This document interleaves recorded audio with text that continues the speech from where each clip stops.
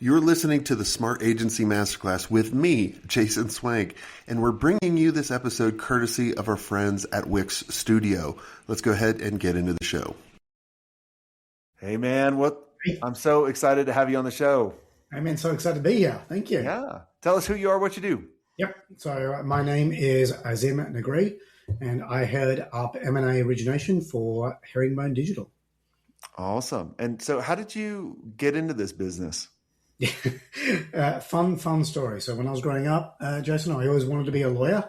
And so I did become a lawyer, practiced in Australia for a couple of years, hence the funny accent. I did M&A lawyering for quite some time. And I had this moment where I was 2:00 in the morning. I was working on the sexiest deal you could possibly think of. And I'm like, I hate this. Like, this is not fun at all. And I quickly realized I didn't like the legal part of M&A. I love the deal-making aspect. Fast forward, went through a couple of different roles, and then had an opportunity to sort of get back doing M&A, but on the sort of commercial side and not just the legal side. And that's been tremendously fun. So I've been doing that specifically in the agency world for the last probably about 5-6 years. It's been super fun. I'm trying to think of the skit. I think I saw like a skit one time. It was like these two dudes trying to pick up these two women, and they were just saying like, "Hey, I'm in M&A," and then like, right, like I'm trying to think because that's going to be the most sexy thing you can possibly drop at a bar. Exactly. I'm trying to think. If you guys know what I'm referring to, put it in the comments or shoot me a text on that, because I thought that was kind of funny.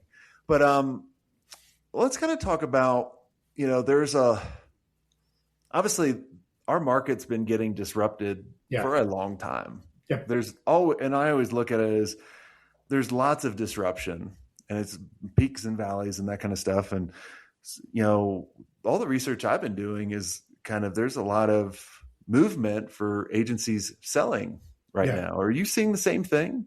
Yeah. It's a great, it's a great observation, Jason. And I think there's absolutely movement. I think there's a couple of different factors playing into this. Number one, I think no secret, private equity is coming into the market.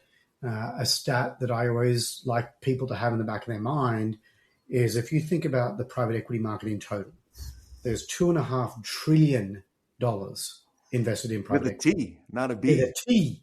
Okay. Here's the stat that a lot of people don't realize is, of that 2.5, 1.5 trillion with a T is still to be invested. So when people talk about the concept of, dry powder or the desire for private equity to invest, it's because these guys have got $1.5 trillion plus minus that they need to spend. And so they're looking for a very, very wide set of industries in which to invest.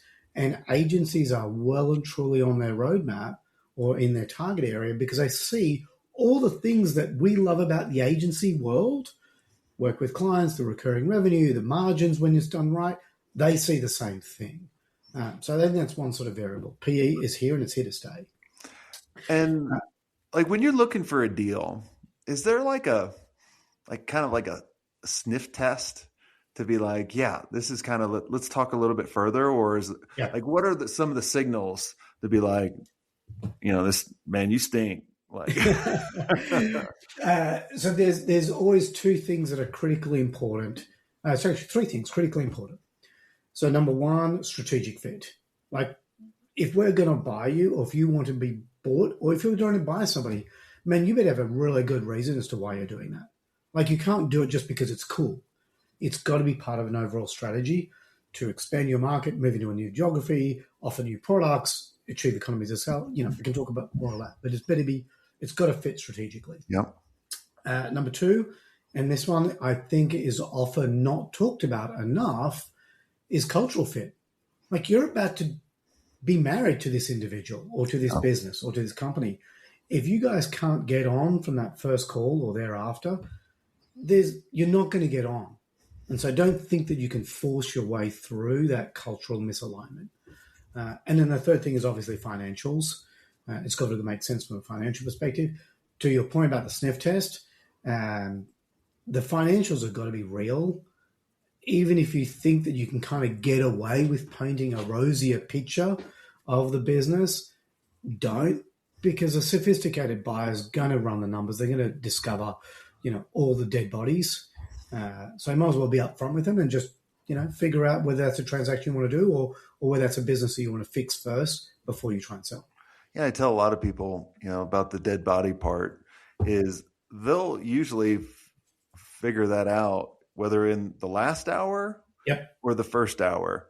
So might as well get it out in the open, be like, here's where all the dead bodies are in the first hour. So you don't waste your time, because 100%. I find a lot of people, and I've seen a lot of companies go under because of this.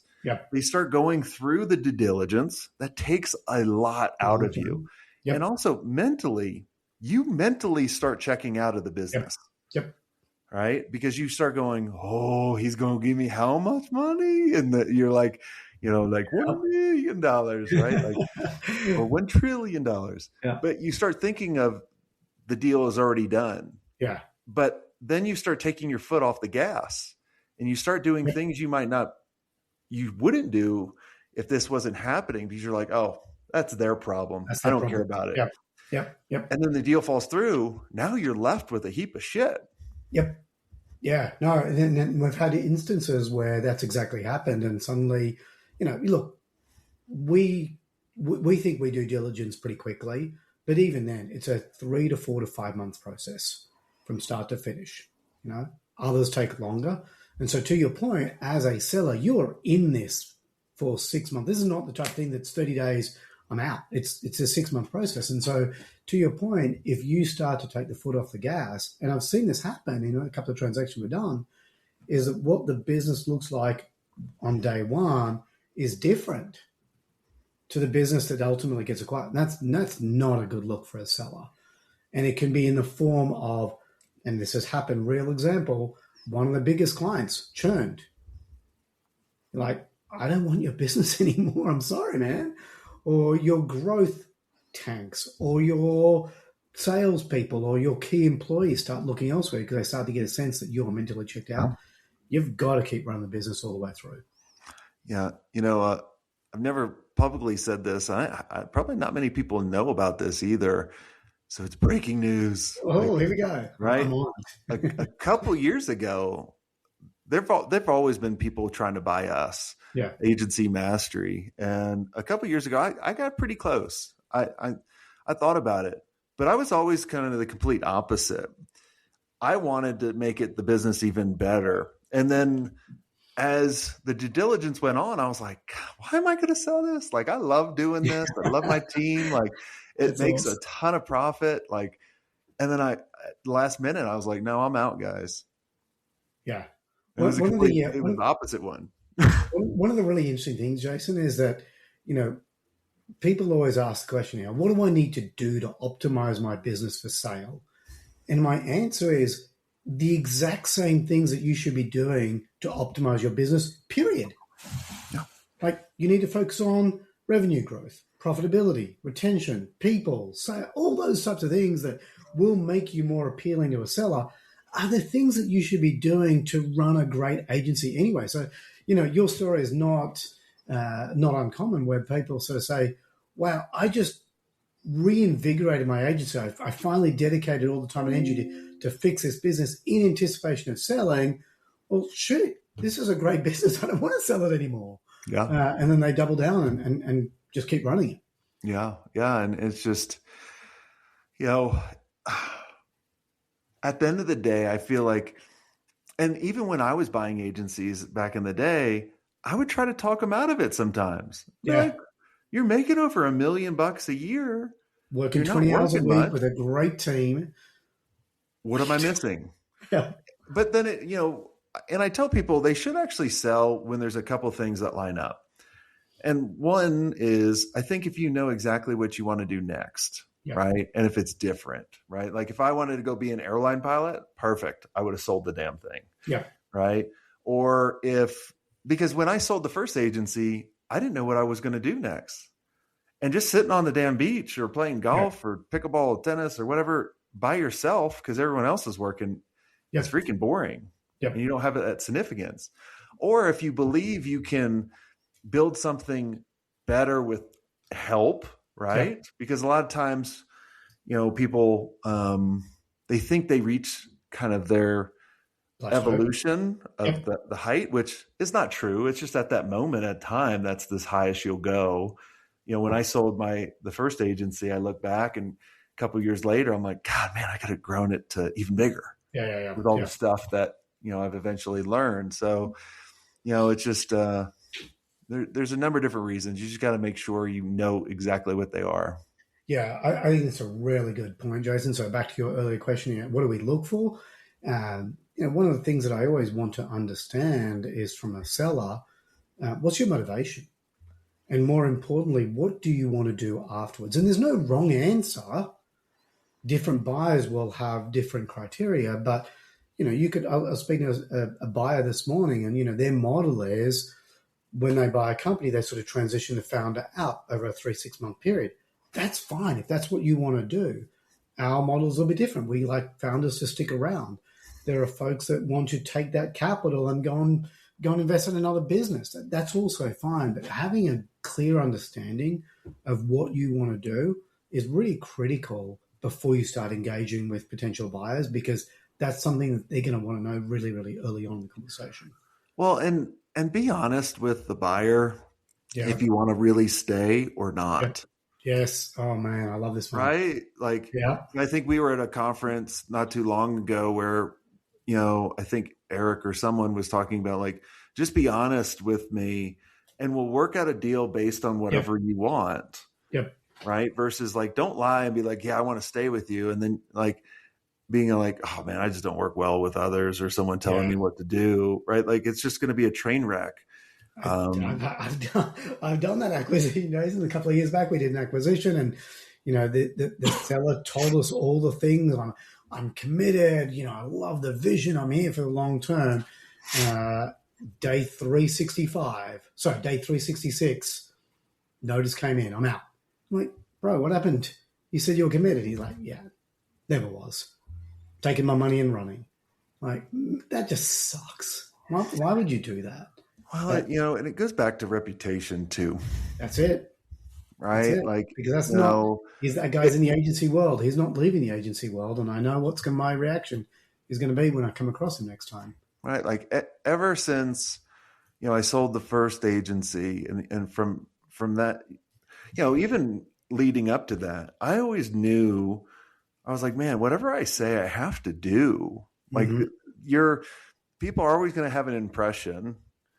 And like, I want it to be a good one. Yeah. And they know what I stand for and what I'm going to do, and be like, oh, Jason said this and he's going to do it, versus like, and like, I even told the company thinking about buying us, I was like, look, I probably wouldn't be the best employee, but I do, like, if you do give me creative freedom just to do the podcast, I love doing that.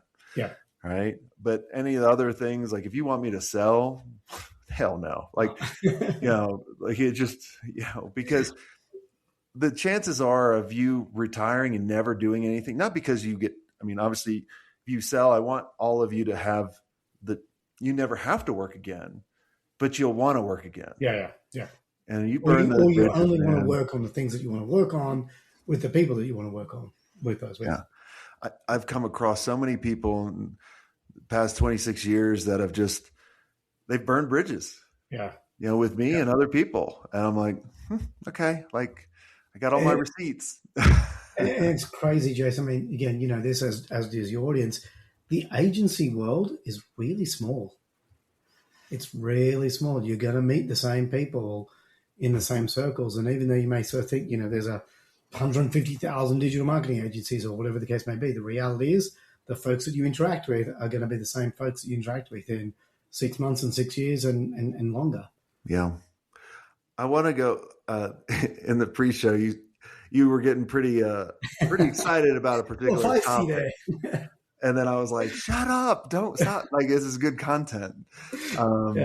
So obviously I was telling you, I'm seeing a lot of PE firms continuing to buy agencies for a really nice multiple. a higher multiple than they would get just based on EBITDA and some other things and reoccurring revenue based on their use of AI. Yep. I'll leave it like that. I'll let you go, and then we can kind of go back and forth because people think AI is ChatGPT only, right? Oh, thank you. Thank you for saying that. That's exactly the issue. Is when you talk to an agency owner about how what their AI strategy is, and their answer is, well, we use it for content. My answer is, you're not using AI. You're using ChatGPT or Grammarly or something like to displace, a handful or supplement a handful of copywriters. That's not AI. So the thing that I always coach and counsel agency owners around, their use of AI is that AI is a tool. At the end of the day, it's a tool. It's a really sophisticated tool, the likes of which we've never seen before. But at the end of the day, it's a tool.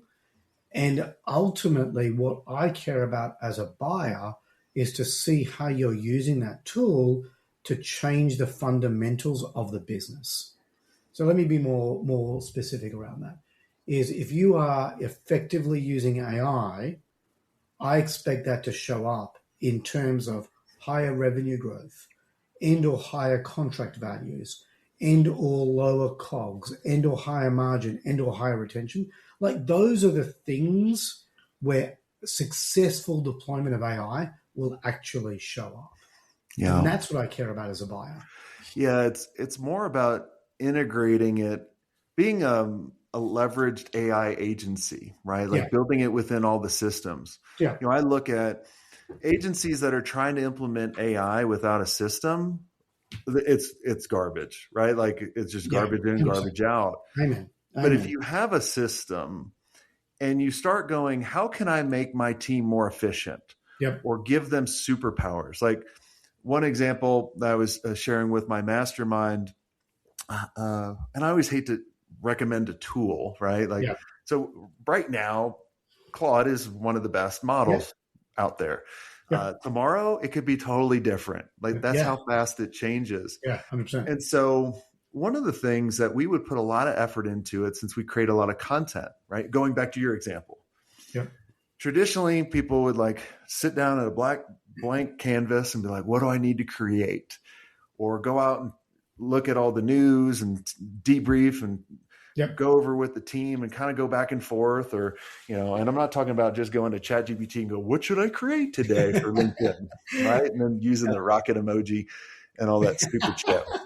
I love that. But so what I did is I was like, all right, I want to go out. I want this thing to help me recognize patterns and things I could not recognize as a flawed individual and only with so much brain power. And I want to be able to do other stuff. I want every week it to go out and look at agency news, competitors, positioning, people I respect outside the industry, everything it knows about me, and then make recommendations to me going, Jason, here's 5 topics that are hot right now that you might want to talk about. So it brought me an article a couple of weeks ago about Forrester saying 15% of agency roles will be replaced by the end of the year. I was like, that's interesting.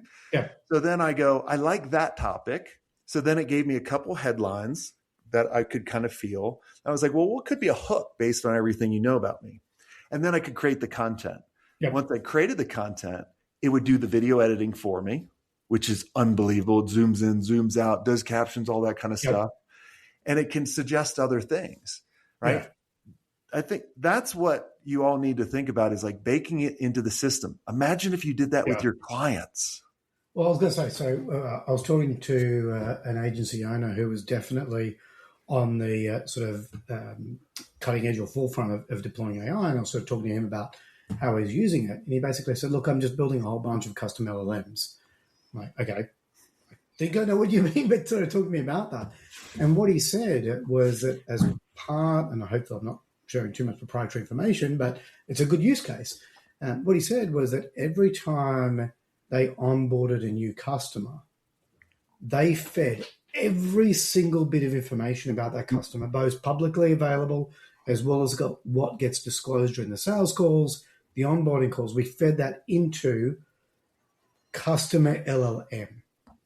And so now you have this persona that is that specific customer, all their hopes, their fears, their dreams, their aspirations, the inner workings of their business, their goals, their objectives, everything.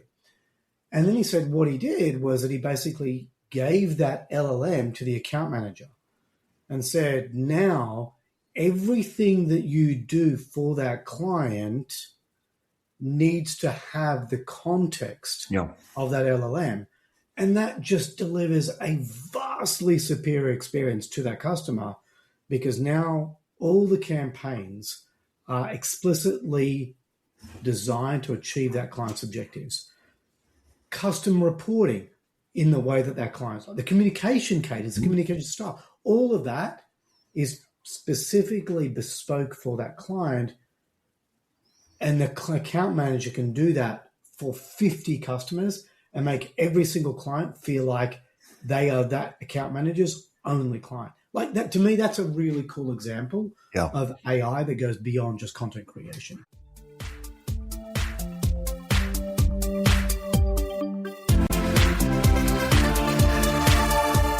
Look, your agency adapts for every client, right? Your builder should do the same. That's why Wix Studio is built for the way you actually create. AI-powered site mapping lets you get straight down to the design. Whether you shape things in Figma or start in Studio, your vision's coming to life quicker with no-code animations and built-in responsiveness. And for client growth that actually scale, you've got extendable business solutions and a dynamic CMS. Scale your agency at wixstudio.com.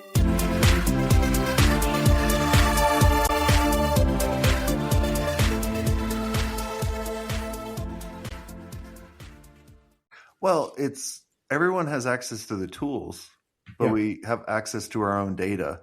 Yeah. And that's kind of our DNA, right? Yeah. So like we all have bodies, but we all have different DNA. That's what makes us different. And so like when I hear people going, I go to AI and I just get AI slop. Well, I'm like, you didn't give it the branding guidelines. You didn't give it the context, the origin story, the operating system. You haven't built the system around it. It goes back to what I said before. You have no system, AI is not going to help you. Yeah. You have to have that system. I think it's one of those things that people don't realize, but it's kind of like how you would interact with a human. Mm-hmm. Like if you bring a new person onto your team and say, hey, write me a blog post or build me a website, and that's the only prompt you give them, it's going to be crap. They're not going to get a great product back. But if you do what you would normally do, which is exactly as you described, here's the context, here's the goals, the objectives, branding guidelines, style, tone, color scheme, et cetera, they're going to come up with something pretty cool. Well, you have to feed AI that same level of context to be able to get the output that you're looking for. In whichever way you are looking to deploy AI. I was chatting in the mastermind yesterday, and one of our members, one of my friends, mentioned he's a big Marvel fan, and so he named all his agents after Marvel characters like Jarvis and all that, right? Like all this kind of stuff. But it's like, and I've done the same thing. I haven't named them, or like we have Marketing Mark, but all our roles, like the different things we've created, are for different roles of how. Right, from like Marketing Mark or Sam Salesy or whatever you want to call it, whatever it is, it just kind of makes it a little bit more connection to your team. And we were even chatting about this too. The owner, like me, I was going to Darby and Stacy, like they're so sick of me. I'm like, check out this stuff that I did, right? Like I find it so cool because I'm like, I like creating stuff, and I just find it very interesting that I could create a website in 2 minutes that used to take me 3 weeks, and it's just as good. And they're like, that's kind of stupid, but it's just like if you can get them to adapt a little bit at a time, right? And you're just persistent. You're not requiring them. But you just keep saying, look, man, we have to evolve. You may be an ads manager now, but you probably need to be an AI manager going forward, because AI is going to be able to do this. Like AI is already replacing the low-level jobs. Yeah. it's already going to the middle level jobs. But so people always ask, like, well, what happens to the low level jobs? Well, they need to go up because now you have AI. So now you can go to mid level, right? And you can keep going up and up. But for the ones fighting it, they're done. Yeah. What was really interesting, Jason, is that we actually did a survey that we just published, and happy to share that with the audience.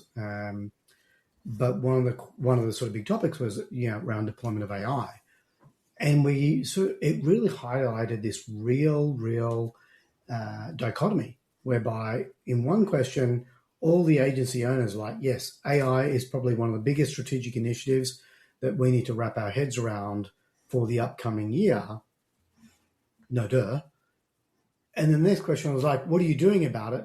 Are you hiring? Are you training? Are you doing anything? And the answer was none. Not doing any of that. And so it puts those agency owners in exactly the position that you just described, is you're asking your team to do AI, but you're actually not investing in AI. You're not investing in the team. And without it, they're not going to come up that learning curve that you need them to do. And as a result, you're not actually going to effectively deploy AI, which goes back to my original point. You're not actually going to move the metrics that really matter because you're not effective in your deployment. Yeah. I mean, if they just realize, just start experimenting with it, because what you'll realize is you'll get way more efficient. It gives you back a lot of your time. Yeah. And if your team gets back some of the time, this is going to make you even more efficient. Now, in the very beginning, you're maxed out. You're doing 60, 80 hours a week. Put in an extra 5. Yeah. Because that will save you 10 the next week. Yeah. And 10 the next. And you can kind of start evolving your role, because I find a lot of agencies are at the first level. They're an operator. Everything goes through them. Yep. And then they start moving up to manager, but all the decisions still goes through them. Yeah. Right. Yeah.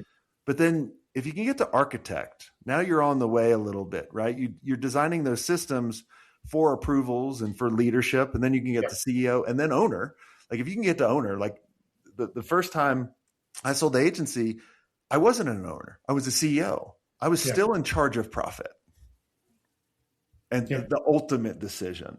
Yeah. But as an owner, like I'm an owner of Apple and, KPMG and Walmart and that kind of stuff. Yeah. It doesn't require Jason. Yeah. No, it's, and, sort of going back to one of the topics you talked about at the outset, one of the, what are some of the pitfalls or what are some of the things that we look for? It's really that level of dependence. The lack of founder dependence. Yeah. Like, I think a lot of founders, just because of their force of nature and their history, they end up having roles to play in every single department. Well, I do get involved in sales a little bit, and I do approve the website copy. But you don't have to. That's it. Not only do you not have to, Jason, you shouldn't. Yeah. You shouldn't. But if it gives you energy, I feel that sure. You should, right? You shouldn't need to. Maybe that's a better way to describe it. Yeah. Because we were working with one of our members, and I was on my high horse that day. I was like, you don't need to be in sales. Like, get out of sales, right? And she got out of sales. She hired a salesperson. The business was doing great. But guess what? She was completely depressed. Miserable because she wasn't doing the thing that she loved. Yeah. And so I was like, okay. I was like, Audra, why not? Like, what do you like about sales? And she was like me. She likes adding color, right, toward the close. She doesn't like the follow up and all the bull crap that goes around it. But I was like, all right, well, cool. Well, let's just add color. Like, you just be in those meetings. Like, I was always in the first creative brief meeting because I liked it. I loved it. It gave me energy, but I didn't have to. Now, did I hold the agency back on that part? Yes, but I liked it. But I think to your point, it's very much when the founder is involved on an as need because they want to be versus because they need to be. Yes. And even if you're as a founder in that sales meeting or in that account brief meeting, you still need to make it very clear to your team that they do have permission to move forward without you, because otherwise it still gets bottlenecked, it still gets clogged. And that's the biggest challenge with so many agencies as they start to scale. And I see this constantly, right around that 3 million of revenue mark, people start to struggle to get that sort of 5 to 5. And the biggest reason is because everything still has to channel through the founder or the owner or the CEO. Yep. And the more you can move out of a role from needing to having to be in the meeting to, I might turn up, I might not. That's what's that big unlock for you and your team. Yeah. One of the things that we do in the mastermind is the first 60 days, we really work with the members coming in to remove kind of the profit leaks. And then the next 60 are all about removing them as the bottleneck. Yeah, that's it. It's huge. It's huge. So, and I get it because a lot of owners probably still, most of these owners, they were the ones who built this agency from scratch, and it's really hard for them to extricate themselves from the detail. But that's what is ultimately going to enable that agency to scale. Yeah. All right. So as we're getting toward the end, tell us, who are you looking to buy? Yeah, great question. So we're very much focused on digital marketing agencies that are focused on serving lawyers, doctors, dentists, and home services. We're backed by private equity, so we've got plenty of cash around, which is great. We've done 6 acquisitions in our first 14 months, which, as you can attest to, breakneck speed. But I think we've got a really, really good model for helping founders, especially those who have got plenty of gas in the tank and they want to keep going, but they just want to be part of someone bigger. So maybe you want a founder that wants to keep going. Take some chips off the table. We're open to anything, but we love founders. As you know, as a founder, a couple of things happen when you get to your agency. Number one, the vast majority of your net worth is tied up in an agency. That's all paper money. So that's one sort of consideration. Another thing is there gets to a point, as we're just describing, it might be at the point where you can't go the next level just because of who you are or because you don't enjoy it. And then the third part of it, and Jason, you could probably speak to this explicitly, it can be lonely sometimes. As an agency owner, it can be really, really lonely. And so our model is, let's take some cash off the table, put it in the bank, feel good about the financial security for you and your family.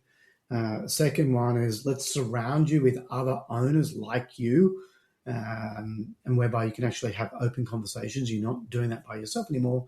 And the third thing is, we're trying to create something of legacy. We're trying to really transform the industry for these local businesses.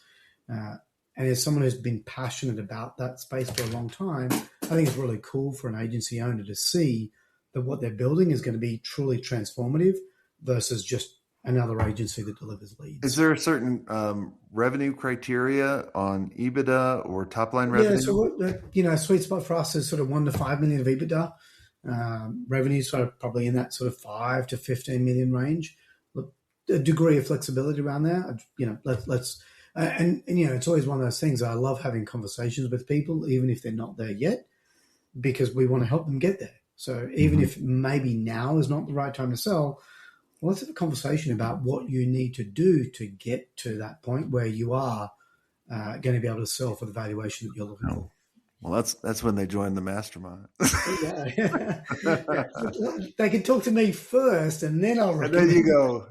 Yeah, I'll tell them all the things they need to do. At which point they join the mastermind. That's right. And so, are you doing like splitting the deal? Like so like for example, what we used to do is we would do like, let's say they're $1 million in EBITDA. I'm just giving someone a general picture because there's lots of variables that go into it, right? Especially if you use Grammarly and ChatGPT. It increases your multiple, right? I guess I'm not getting a sponsor by either of those companies right now. Like they've just blacklisted me. I think you'll survive. I love ChatGPT. Please rank me. Like we would go, if you're at $1 million in EBITDA, usually the general rule of thumb was around 4 to 5x. If they were really specialized, whether it be an AI or something, they would get a higher multiple. And we'd give like 50% cash and 50% of ownership in the new entity. What's your average deals? Yeah, look, I think you're spot on in terms of valuations. I think if someone trading at $1 million is probably looking at that, 3 to 4 to 5, depending upon a whole range of variables. I say this, that their agency owners are starting to be reset because I think there was still a hangover from the 2021 days where multiples were much, much higher. Agency owners are becoming more sophisticated about recognizing that that was a point in time, and those multiples don't apply anymore. So what you described, I think, is very, very fair. In terms of deal structure, again, very open to different structures. We typically prefer to put a lot more as cash at close, simply because we believe that we should be compensating the seller for the businesses that they've already built. Like for them to roll that much equity into the new venture, you're asking them to sacrifice or take a big risk. Yeah. I don't think that's personally fair. I think we should be doing a vast majority. So we typically do like 80% cash at close because you've built something awesome and we want to pay you for that and you deserve to be compensated for that. And then the remaining part, exactly as you described, it's a rollover into the larger entity because we want you to help contribute to creating value of that larger entity. And we want you to be rewarded from that through that famous second bite of the apple. Which we all hope, but I always tell everybody there's never a guarantee on that. Right? That's why I like you guys doing 80% because now, it's because I always tell people expect the 20% goes to zero. Yeah. I caveat that with one thing, Jason, which is, due diligence on the buyer.